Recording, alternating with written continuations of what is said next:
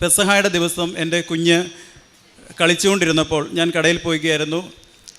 എൻ്റെ ഭാര്യയും കുഞ്ഞുങ്ങളും വീട്ടിൽ കളിച്ചുകൊണ്ടിരുന്നപ്പോൾ കുഞ്ഞ് 5 അടി പൊക്കമുള്ള ഒരു കയ്യാലയിൽ നിന്ന് താഴെ വീഴുകയും കുഞ്ഞ് തലയടിച്ച് വീണതിൻ്റെ ഫലമായിട്ട് അൺകോൺഷ്യസായി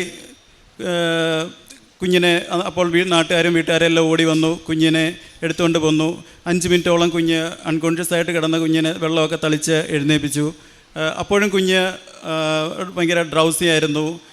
എന്നേക്കാൾ കൂടുതൽ വിശ്വാസമുള്ള, എന്നേക്കാൾ കൂടുതൽ പ്രാർത്ഥിക്കുന്ന എൻ്റെ ഭാര്യ മാതാവിൻ്റെ തൈലം കുഞ്ഞിൻ്റെ നെറ്റിയിൽ പൂശുകയും അപ്പോൾ കുഞ്ഞ് ഭയങ്കരമായിട്ട് 2-3 തവണ ഛർദ്ദിച്ചു. അപ്പോൾ ഞങ്ങൾക്ക് മനസ്സിലായി ഇത് ബ്രെയിൻ ഇഞ്ചുറിയുടെ ലക്ഷണമാകാൻ സാധ്യതയുണ്ട് എന്ന് കരുതി ഞങ്ങൾ അന്നേരം തന്നെ ഹോസ്പിറ്റലിൽ കൊണ്ടുചെന്നു. ഡോക്ടറും പറഞ്ഞു ഇത് ബ്രെയിൻ ഇഞ്ചുറിക്ക് സാധ്യതയുണ്ട്, നമുക്കുടനെ CT എടുക്കാമെന്ന് പറഞ്ഞു. CT എടുത്തു. തിരികെ എമർജൻസി റൂമിൽ വന്നു. CTയുടെ സ്റ്റഡി വന്നു. എല്ലാം നോർമലായിരുന്നു.